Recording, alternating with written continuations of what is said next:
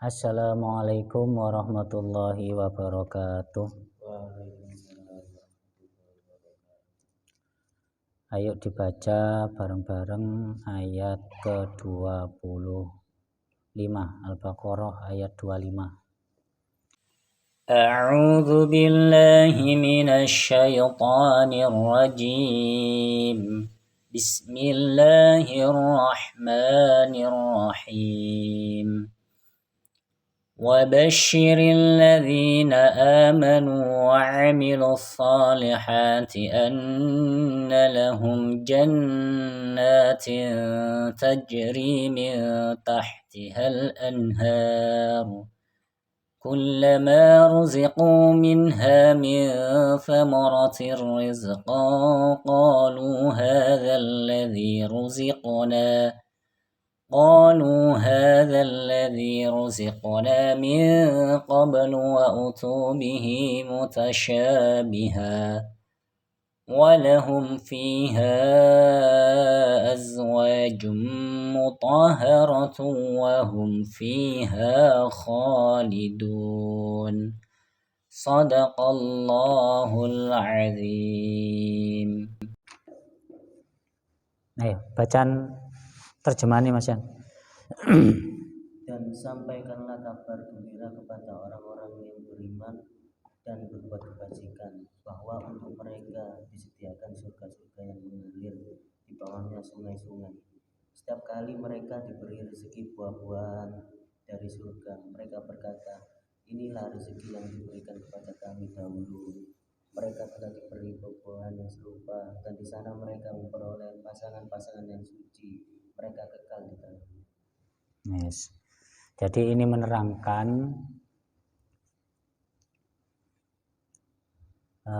Kanjeng Nabi menerangkan atau menyerukan, disuruh menyerukan oleh Allah kabar gembira. Jadi setelah ancaman yang kemarin, jadi surat sebelumnya itu tentang ancaman kepada orang-orang kafir, orang-orang munafik. Sekarang Nabi Muhammad disuruh Allah ngasih kabar gembira, yaitu apa? Wabasyiril ladzina amanu wa 'amilus solihati anna lahum jannatin tajri min tahtihal anhar. Jadi ini memang benar-benar ayat ini menjelaskan kabar gembira buat orang-orang yang beriman dan mau melaksanakan amal-amal yang bagus. Kabar gembiranya berupa apa? Bahwasannya mereka semua akan disediakan oleh Allah berupa surga yang di bawahnya mengalir beberapa sungai. Nah, ini disifati tajri min tahtihal anhar. Jadi di sini sungainya bukan kok sungai-sungai sing padha ambek sama dengan sungai-sungai di sini, enggak. Karena di bahasan kemarin sungainya itu terdiri dari yakut. Nah, jadi batu-batunya terdiri dari mutiara, terdiri dari intan, permata. Jadi sangat indah sekali memangnya, bukan sungai-sungai kayak seperti di sini. Nah, itu. Dan semua itu akan dikasihkan kepada orang-orang yang beriman dan beramal soleh. Sekarang dikupas satu persatu. Pengertiannya amanu itu seperti apa? Jadi amanu itu kalau menurut rukunnya yaitu apa? Ya ada 6. Yang pertama iman kepada Allah. Itu rukun yang pertama kali, dan itu harus benar-benar di dalam hati mengimaninya. Bagaimana caranya? Yang pertama, kita harus tahu bahwasanya Allah itu mempunyai sifat wujud. Nah, bagaimana caranya? Semua yang telah diciptakan di dunia ini, di alam semesta ini, itu ada yang mewujudkan. Itu cara kita mengimani bahwasanya adanya Allah. Nek Allah iku ono iku gimana caranya? Yaitu dengan cara melihat alam semesta ini wujud, itu pasti ada yang mewujudkan. Contoh karpet. Karpet ini ada berarti ada yang membuat.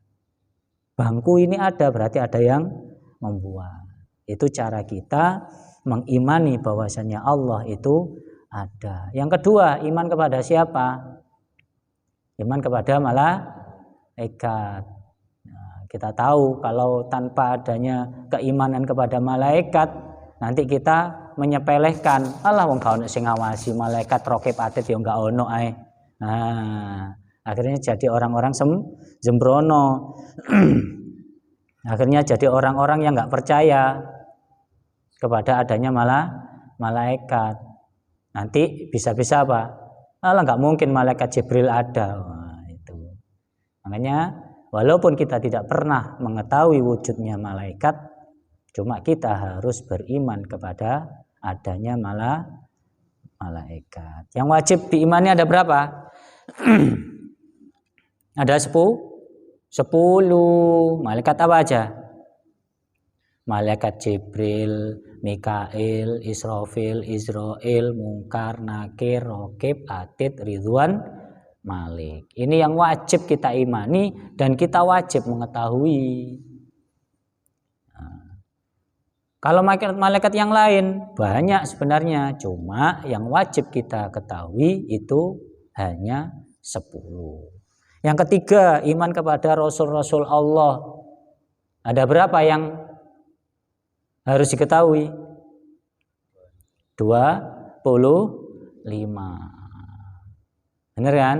Itu walaupun kita tidak menangi kehidupan para anbiya yang sudah terdahulu, kita sebagai orang yang iman ya harus mengimani adanya para rasul.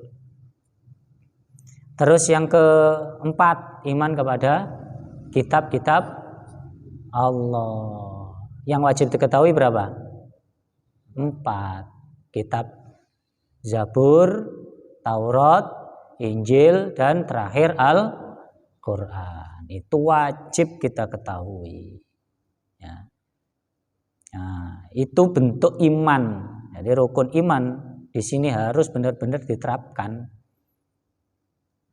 Iman kepada Al-Quran, terutama yang terakhir, iman kepada Al-Quran seperti ini. Ayat-ayat Al-Quran, himbauan dari Allah, perintah dari Allah, ya semua kita turuti. Ya, karena apa? Al-Quran ini sebagai hudal lil muttaqin, sebagai petunjuk bagi orang-orang yang bertakwa. Nah, bagi orang-orang yang bertakwa, kita harus mengimani. Jangan sampai Al-Quran ini diartikan dengan nafsu dirinya sendiri, sehingga apa? Membenarkan yang seharusnya disalahkan oleh Allah, tapi akhirnya apa? Dipahami dengan nafsu diri sendiri, sehingga menghalalkan yang seharusnya diharamkan oleh Allah. Hati-hati. Kadang orang itu mengartikan Al-Quran, mentafsiri Al-Quran itu seenaknya sendiri. Sesuai apa? Sesuai kebutuhan dirinya, sesuai nafsunya. Nah, kalau sesuai nafsunya itu pasti kelihatan sama orang-orang yang ahli tafsir. Pasti kelihatan. Itu loh hebatnya Al-Quran. Tidak bisa kita menafsiri seenaknya, tidak bisa. Ya harus sesuai tafsir. Tafsir yang paling bagus apa ya? Tafsir yang diambil dari Al-Quran itu sendiri.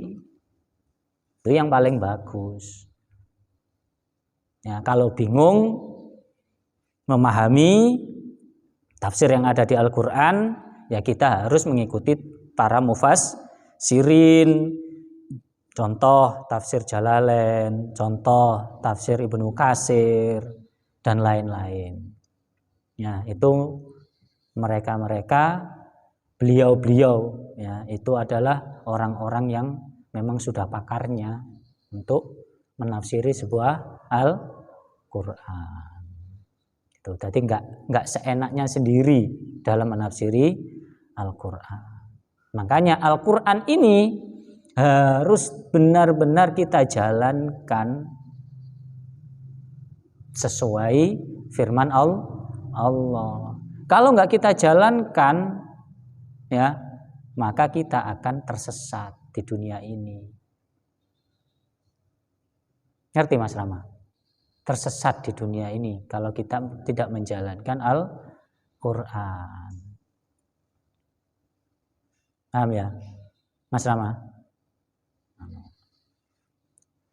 Terus yang kelima apa? Iman kepada hari kiamat. Walaupun kita ini tidak tahu kapan terjadinya hari kiamat, cuman kita harus meyakini. Kemarin sudah saya kupas bahwasanya hari kiamat itu nanti, ya, kalau memang benar-benar manusia ini yang mendapatkan khitab, ya apa itu khitabnya? Apa khitab itu? Undang-undang. Wa ma khalaqtul jinna itu loh. Jadi Allah tidak menjadikan jin dan manusia kecuali untuk beribadah kepadanya. Kalau sudah tidak ada yang beribadah kepada Allah, tidak ada yang menjalankan tuntunan Kanjeng Nabi, ajaran-ajaran Rasulullah, maka detik itulah kiamat akan datang. Karena kemarin sudah saya jelaskan, ya. Yang terakhir apa? Iman kepada qadha dan qadar. Apa qadha dan qadar itu? Kepastian Allah, baik dan buruknya. Ingat, bukan qadha qadar saja, cuma apa? Qadha qadar khairihi wa syarrihi minallah. Nah, ini yang paling berat.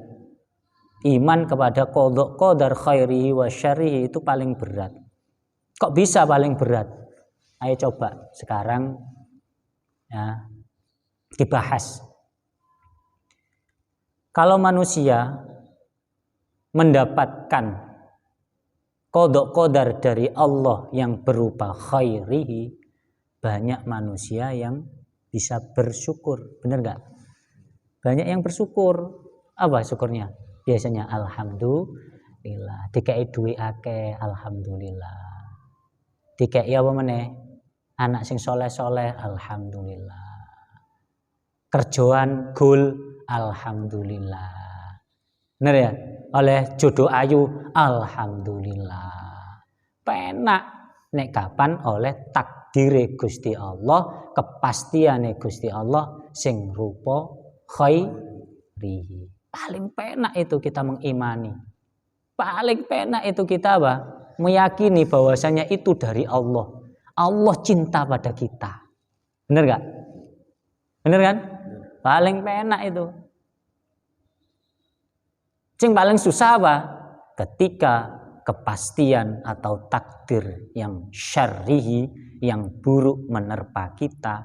Nah, itu baru nanti terasa. Bahkan apa? Kita seperti tidak dilihat sama Allah. Seperti dikucilkan oleh Allah. Merasa apa? Merasa dizolimi oleh Allah. Benar gak? Pada waktu syarihi datang, itu banyak yang gak tatak. Hatinya gak kuat. Dengan kepastian Allah yang berupa syarihi. Padahal itu kalau orang iman harus yakin bahwasannya syarihi itu juga minallah, dari Allah. Nah, kalau syarihi datang, bagaimana sikap kita, keimanan kita, dan itu yang harus dijaga. Banyak manusia yang tidak bisa menjaga keimanan saat apa? Syarihi itu datang. Lah kalau syar'i itu datang, maka kita menyikapinya harus bersabar. Kalau kita masih tetap bersabar, akhirnya apa? Akhirnya kita menjadi orang yang bersyukur. Ingat pada Allah. Alhamdulillah Gusti kalau jenengan paringi sakit, masih dikasih sakit. Biar saya tahu nanti pada waktu sembuh ternyata apa? Kesembuhan itu nikmat luar biasa.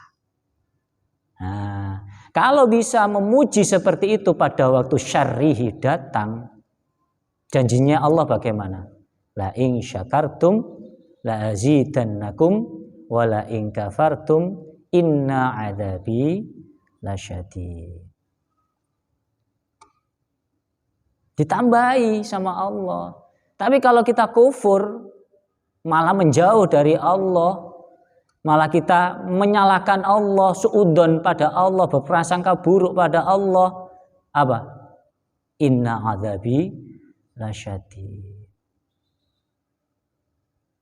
Makanya apa? Kita berdoa, semoga saja di saat syarrihi, qada qadari Gusti Allah sing rupa syarrihi itu datang pada kita dikuatkan oleh Allah sehingga kita masih tetap menjadi orang-orang yang beriman. Amin ya rabbal alamin. Ngerti ya? Ngerti? Mas Rama? Mas Yan? Oh no. Ini kategori yang pertama. Yang kedua apa? Wa amilus sholihat. Wa amilus sholihat di sini jangan diartikan yang penting berbuat baik, yang penting berbuat baik. Ya, jangan begitu. Ya harus kita rinci. Berbuat baik yang seperti apa? Berbuat baik katanya apa? Masih bohong, aku mau berbohong untuk kebaikan. Wah, itu ya bukan seperti itu. Wa amilus sholihat di sini itu ya berhubungan dengan akhlak.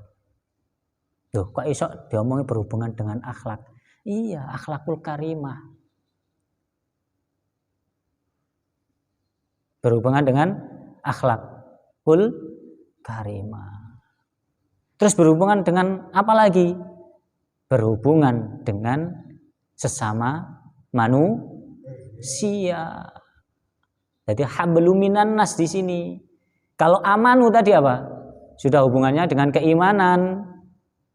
Ya, wa amilus sholihat ini berhubungan dengan sudah hablum minan nas, berhubungan dengan akhlak, berhubungan dengan ya semacam-macam, tepo sliro barang, bahasanya apa? Unggah-ungguh.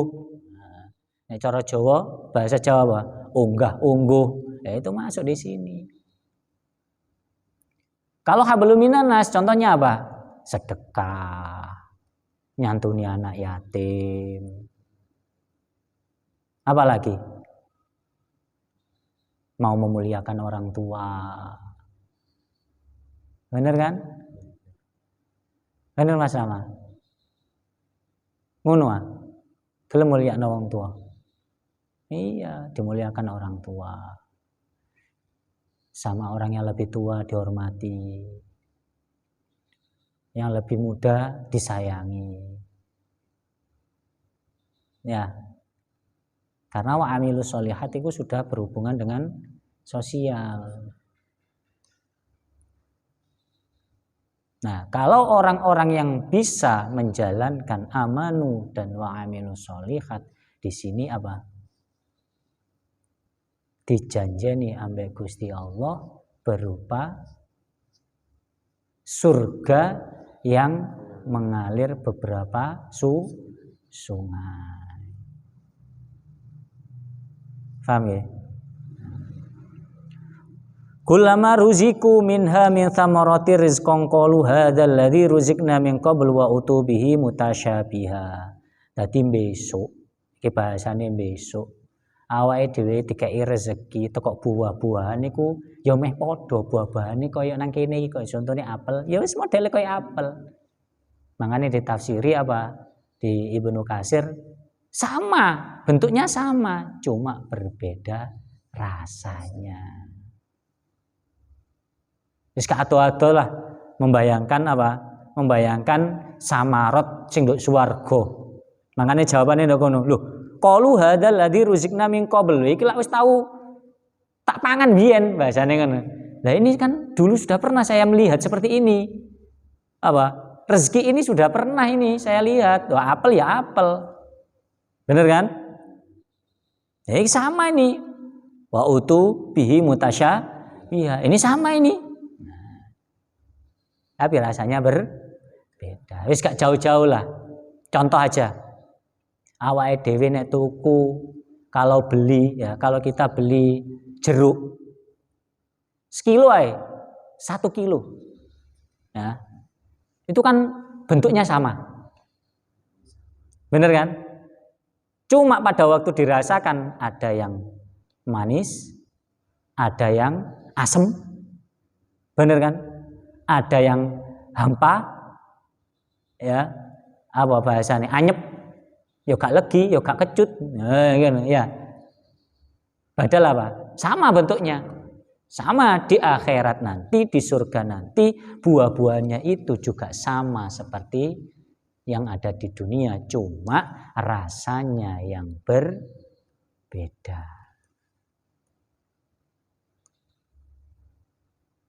Paham ya? Bon, lanjut. Walau fiha azwajum mutahharah. Apa? Dan nanti orang-orang yang beriman dan beramal soleh itu mempunyai apa? Istri-istri yang suci. Mutahharah di situ ada yang mengartikan suci dari haid, gak pernah haid. Ya. Yo gak pernah ngeludah. Yo gak pernah buang kotoran. Ya. Yang gak pernah apa lagi? Pipis, kencing yo gak pernah. Ini pengertiannya mutahharah, suci terus. Jadi disifati seperti itu. Jadi suci dari haid, suci dari kotoran. Yang nggak pernah ngeludah lo nggak pernah. Ingusan ya nggak ada. Jadi memang benar-benar apa? Sangat luar biasa. Ya wis gak bingung belanjani. Ya ta? Wis gak bingung apa? Belanjani. Wis pokok seneng tok ae wisan. Wahum fiha khalidun. Apa? Selamanya. Kesenangan itu loh selamanya. Nah, makanya apa? Kita dididik oleh Al-Quran ini harus menjadi orang yang beriman dan beramal soleh. Jangan beriman saja. Ini harus satu paket, iman apa? Dan beramal soleh. Makanya kata guru saya, wawunya itu amanu wa amilu itu bukan wawu atof, tapi wawu bimakna ma'a. Mempunyai apa? Serta. Jadi iman beserta. Jadi itu satu paket. Ya, orang yang mau beriman dan apa? Beramal soleh. Bukan dipisah-pisah. Kalau wawu atof nanti pisah-pisah. Iman sendiri, orang yang beramal soleh sendiri. Banyak orang sekarang beramal soleh tapi tidak iman. Benar gak? Nah, makanya kata guru saya Mbah Yai Ilyas Pare itu apa? Wawunya itu diartikan wawu ma'a. Diartikan apa? Beserta. Nah, serta tidak bisa dipisahkan, satu paket. Jadi orang beriman terus di situ apa? Melakukan amal soleh dijanjikan oleh Allah surga yang ada sungai-sungai yang mengalir. Banyak buah-buahannya juga. Ya. Ada bidadari-bidadari yang sangat luar biasa, yang selalu suci.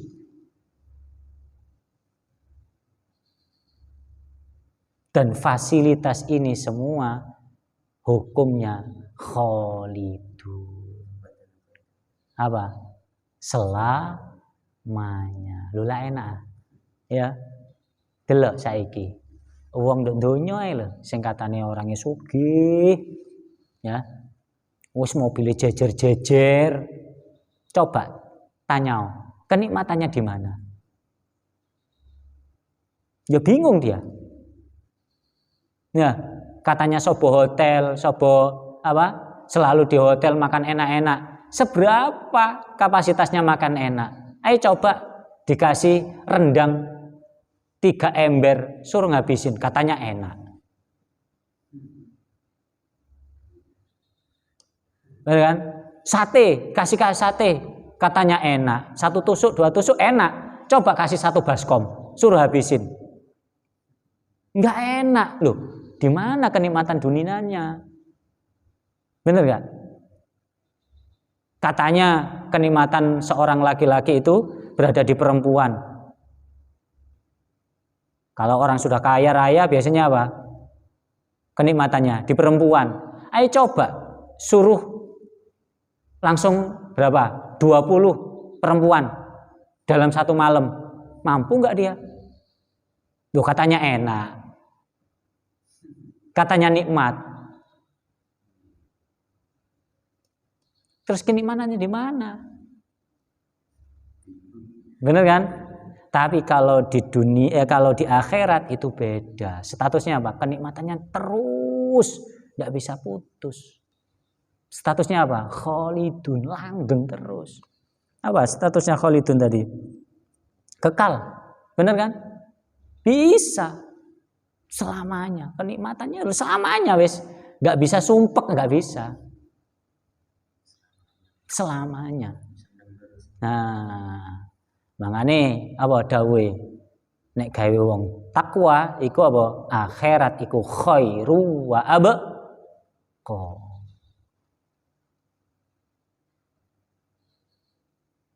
Iku gawe wong takwa. Makanya kita harus benar-benar menjadi orang yang bertakwa.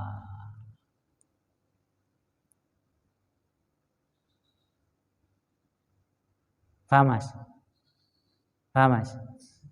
Paham ya? Nah, ini kandungan dari surat Al-Baqarah ayat 25. Yang isinya apa tadi? Dan sampaikanlah kabar gembira kepada orang-orang yang beriman dan berbuat kebajikan bahwa untuk mereka disediakan surga-surga yang mengalir di bawahnya sungai-sungai. Setiap kali mereka diberikan rezeki buah-buahan dari surga, mereka berkata, "Loh, inilah rezeki yang diberikan kepada kami dahulu." Mereka telah diberi buah-buahan yang serupa dan di sana mereka memperoleh pasangan-pasangan yang suci. Terus mereka kekal di dalamnya. Lula enak sih. Makanya apa? Kehidupan dunia sangat singkat sekali. Ayo kita flashback ke belakang. Ya. Berapa tahun yang lalu sama cip pelayan-pelayan kayak Nafi itu. Bener enggak? Saiki moro-moro sudah enggak tahu-tahu sudah besar, sudah kerja. Bener kan? Habis ini apa? Menikah. Habis menikah apa? Tua. Ya toh, mari tua apa? Meninggal. Singkat sekali. Apa yang dikejar? Yang dikejar apa? Kalau kita tidak mau mengejar akhirat. Karena status di akhirat itu apa? Khalidun. Kekal selamanya. Paham ya? Paham ya? Kalau sudah, ayo kita akhiri dengan berdoa. Semoga saja kajian sedikit ini membawa manfaat berkah buat kita semua dan kita menjadi orang-orang yang beriman dan beramal soleh sehingga kita mendapatkan yang dijanjikan oleh Allah. Berupa apa tadi? surga dan buah-buahan juga bidadari.